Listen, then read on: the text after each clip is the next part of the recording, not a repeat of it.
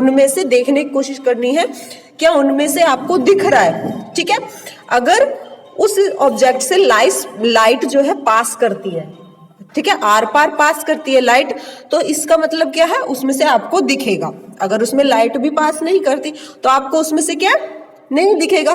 तो आपको इन्हीं ऑब्जेक्ट को लेना है और उनमें से देखना है कि उनमें से आपको दिख रहा है या आर पार नहीं दिख रहा है, और अगर कम दिख रहा है, ठीक है, आपको ये सब चीजें कलेक्ट करके ये चेक करना है। ठीक है, तो इससे आपको क्या पता चलेगा, इससे आपको जैसे मैंने कल आप बताया था ट्रांसपेरेंट, ट्रांसलूसेंट और ओपेक्यू ऑब्जेक्ट जो होते हैं, ठीक है, उसके बारे में आपको पता चलेगा कि कौन सा ऑब्जेक्ट ट्रांसपेरेंट है यानी कि हमें आर पार दिख रहा है, कौन सा ट्रांसलूसेंट है, ट्रांसलूसेंट यानी कि दिखता है लेकिन कम दिखता है, और कौन सा ऑब्जेक्ट ओपेक्यू यानी कि जिसमें से नहीं दिखता है।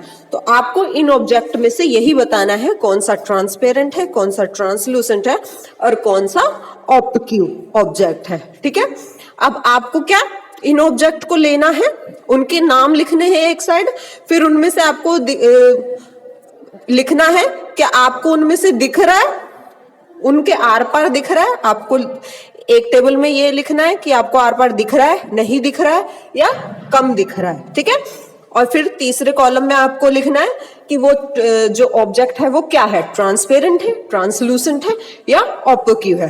ठीक है, आपको यही एक टेबल बनानी है घर में, जितने भी आपको ये ऑब्जेक्ट जितने भी मिल सके, मैक्सिमम आप 10 करने की कोशिश कीजिएगा।